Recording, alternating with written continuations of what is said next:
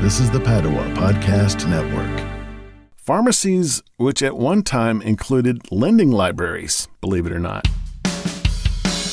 Running a Fever, episode 247, Ibuprofen.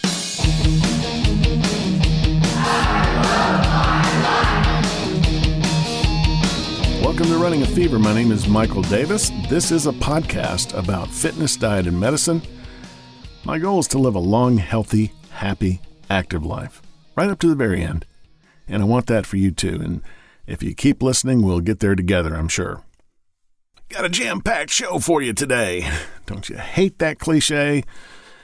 But today I do have a lot of information, and it's something that I have just been really wanting to do for a long time. If you've heard all the episodes, you've heard me mention this because I've always been kind of concerned, but not really, because I know that ibuprofen's been on the market for a long time. I love ibuprofen, Advil in particular. I've been taking this pain reliever for decades. Pretty much any kind of headache, pop 4 of them and I'm good to go. And I've always known if something came out about long-term adverse effects, I would be in big trouble because I take so much of it. So in this episode, we're going to learn a little bit about this wonder drug, its history, and most importantly, long-term effects on our health. Ibuprofen was developed by the Bowels Group in Nottingham, England, which is an interesting company. Pharmacies, which at one time included lending libraries, believe it or not. Now this company has been merged into Walgreens Boots Alliance, which includes the Walgreens stores in the United States. Ibuprofen is derived from propionic acid, and the name comes from the components: isobutyl, ibu, propionic acid, pro, and phenol, phen. Initially, one of the scientists who developed the drug, Stuart Adams, tested it as a treatment for his hangovers. He died in 2019 at the age of 95, presumably having taken ibuprofen since it was invented, which I think is a good sign for me. But we're not done yet. The drug was approved for use as a treatment for rheumatoid arthritis in 1969 in the UK, and then in 1974 in the US, where it has been available as an over-the-counter drug since 1984, and is available in generic form or under the brand names Advil and Motrin. Side effects. Ironically, the first listed side effect is headache. Huh? Yeah. Others are dizziness, drowsiness, thirst or sweating, tingling or numbness in hands and feet, ringing in the ears, blurred vision and eye irritation, fluid retention and ankle swelling, mild allergic reaction, abdominal pain, nausea, vomiting, heartburn, diarrhea, and constipation, bladder irritation and pain, and frequent urination. Now, that's a lot of side effects, but there's an even bigger list at drugs.com.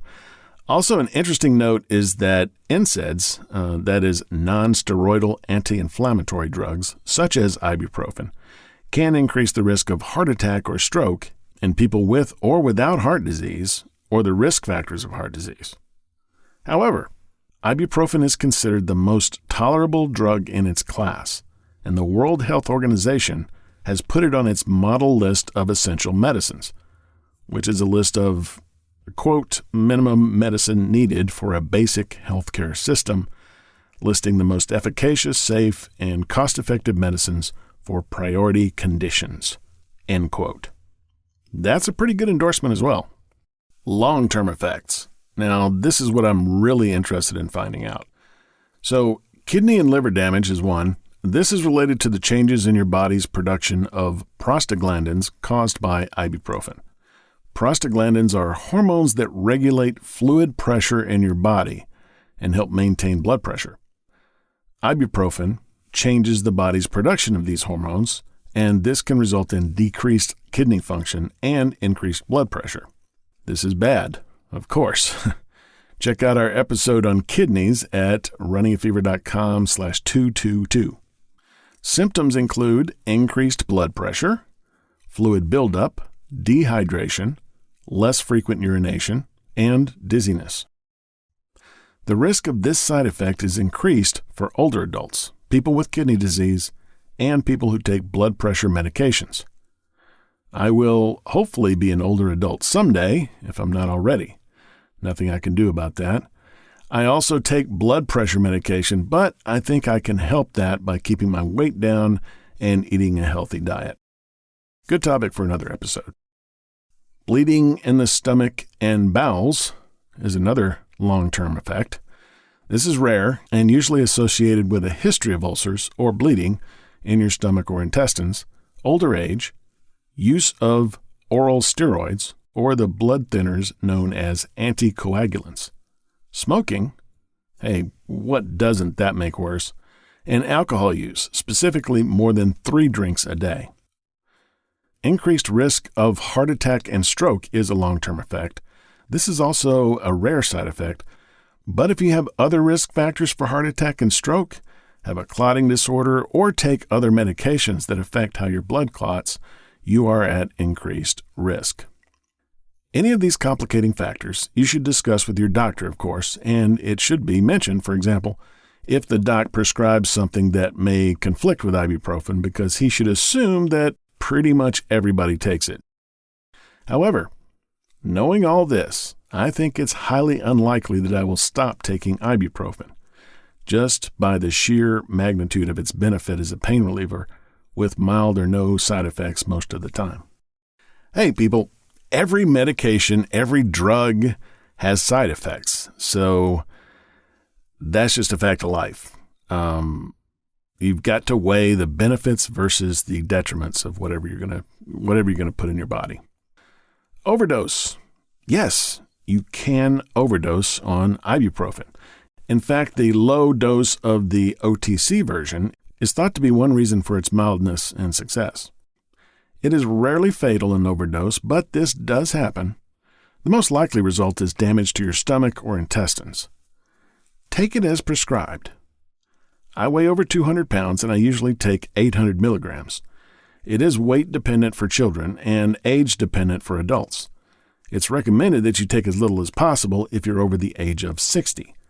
Otherwise, 1 or 2 200 milligram tablets every 4 to 6 hours with the maximum of 800 milligrams per day. Well, I don't know about you, but I feel a lot better about ibuprofen just knowing these things. I did not know I should avoid it after age 60. And I now know the other factors that put me at a higher risk for the more detrimental side effects. I still love it, though. And I love you. I mean that. Check out the references in the show notes at runningafever.com. As always, lots of good information there. You've got to become an expert at your own health, and that's a good way to do it, is to start reading about these things.